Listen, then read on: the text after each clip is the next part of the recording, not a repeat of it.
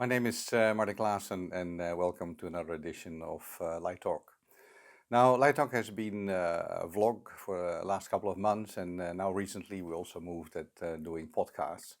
So I sort of need to feel my balance, how to do that. I'm trying to learn how to develop content also for all these things. So bear with me as I develop these platforms, but I will try to reach out at a more regular basis. The last 2 weeks have been a bit exciting because I just became a granddad. So obviously my focus has been with my little granddaughter. Really a little bundle of joy to hold in your hands, and with my son now officially becoming father and having promoted myself to becoming a granddad. It's a new stage in my life. I'm really looking forward to it, but obviously I'm a bit distracted at the moment, so that's why there hasn't been much of a vlog or podcast around in the last 2-3 weeks. But little Adeline is here, and we are really looking forward to see her grow up. And as a granddad, I'm not sure what it will bring to me. I feel a bit unsettled, not because I'm suddenly became a grandfather, but not suddenly. I became a grandfather. I knew already that I was going to become a grandfather, but also by the whole situation in the world, the fact that we are living in this COVID pandemic, which really I think is unsettling a lot of people in terms of business, in terms of the way of life, in terms of relationships, in terms of everything. I think I may seem a bit dark, but it is something that worries me. The future. We still have a lot of work, so from that point of view, I should count myself lucky. My team is still lucky also to have a lot of work. So from that point of view, things are looking okay, but the whole world seems to be upside down at the moment, and I'm not sure whether governments know exactly the way to move forward. And with that, same for us. I'm also unsettled because I used to be in a plane every week, and now I'm been for 5-6 months in Singapore, and now for the last 2 months nearly here in Perth. So that's also, it sounds strange, but for somebody who's used to travel around the world, be in an airplane, visiting sites and doing all that as a big part of my life, sort of recalibrating myself to now be sort of a home guy, being at home, and I've started to work in the garden and starting my veggie garden, looking after my fruit trees and things like that. It's a different perspective. It's something that I love doing, but never really had the time or made the time to do it due to work that we have. So in that respect, it's a bit unsettling. Also having different places. Yes, I have my base here in Perth, but I also have a base in Singapore. I also have a base in Europe. So finding a balance in the future will be something that will need to be found. And I'm not sure how that's going to work out. We're all trying to find our balance in life in our own ways. The coming months we'll see a lot of events going on, a lot of virtual events. It's clear that all those trade shows are not going to happen, and we see now virtual trade shows happening, big virtual webinar events. In the coming months, we have Darkroom, we have Enlightened from ILD, we have Lux Live. All that is gonna come up. And people are inviting you to participate, and I will certainly also participate to understand how that all works, because it's our new world, virtual events, virtual trade shows, and it's interesting to understand how that works, and which part will be there for the long run and which part is just temporarily because of the COVID situation. We are going to add in our own little contribution in the terms of our virtual light design community, which I've mentioned before, and we're setting up. We are aiming at a start in January. We don't want to confuse the market right now with so many things happening. So we're building up. We'll have some warm-up events, hopefully in the next 2-3 months, for a big start in the next year.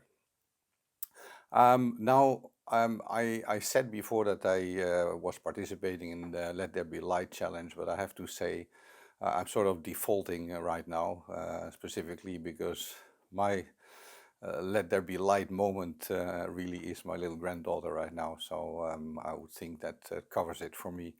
I may still do things, but to be honest, I have not been good in following up. So my apologies to those who nominated me.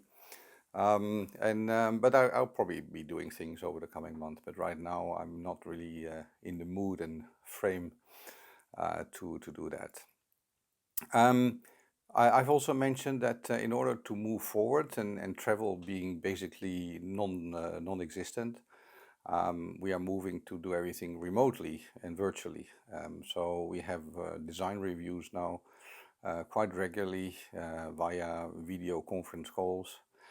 We are lucky that we have people on the ground in some countries, so they can be on site and hold the camera for us and know how to look at lighting. But the big thing for us is that the way you see things is not the way the camera sees things. So when a camera is aimed at a lighting, you're dealing with different lighting contrasts on a camera than what you would see in real life. And for me, it's a very much visual thing, something that I need to see personally to really be able to assess whether it's done properly. And just basing myself on photographs or videos is a really difficult and challenging thing to do. And I'm sure a lot of my fellow lighting designers are facing the same thing. How do we do that properly? How do we assess it properly if we can't be there on the spot? But that's part of the new world that we are entering, and with that also, I think the overdose of virtual meetings that we're having all the time. It keeps going. All the meetings on Zoom and Skype and Microsoft Teams and whatever you have. It's quite intensive, I have to say, and we feel that at times people are just creating meetings that are really not necessary. Just because you can do it from your home doesn't mean that you have to have a meeting. So that's something that I would urge people also to be careful with, not just create meetings because you can easily create a Zoom meeting. Just be mindful that people still need their time to do things, and that having all these meetings is not always a very efficient way. But if you can manage that properly and you can be very concise in your meetings and create a quick agenda to go through and really stick to your timing, then that can be very helpful. But some of those meetings, they go on and on and on. And I have to say, I'm dealing with different types of meetings. I've been dealing with professionals in the sense of consultancy, project management, and all that, the commercial approach. But I'm also involved in a couple of government things, government projects, and that's totally different. When you deal with government representatives, they talk about different things. They don't talk so much about time. They talk about safety and security and complying with codes and standards. And so that's quite an interesting contrast, dealing with commercial backgrounds from people who are doing a project and want things to be done in time and on budget, whilst dealing with governmental institutions. Specifically now, I'm involved with some stuff with the Dutch government. It's very interesting because the timelines are different, the focus is different, but not less interesting. On the contrary, they're looking at that from political points of view. The public engagement is important. How does it relate to public and how it will be seen politically?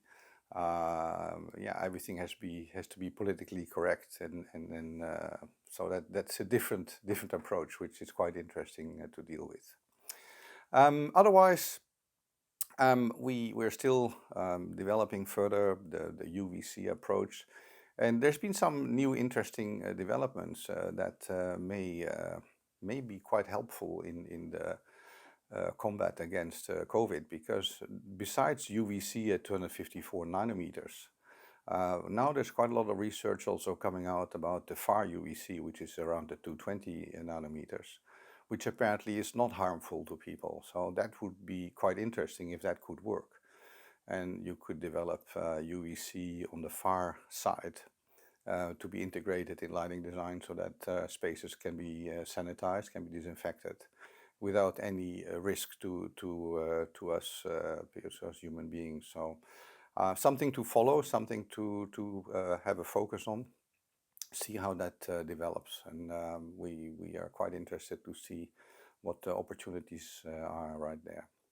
But otherwise, I would say everybody, we need to stay optimistic, stay positive, have to believe that the future will be there for everybody. But these are challenging times, so stay positive, stay motivated. Speak soon.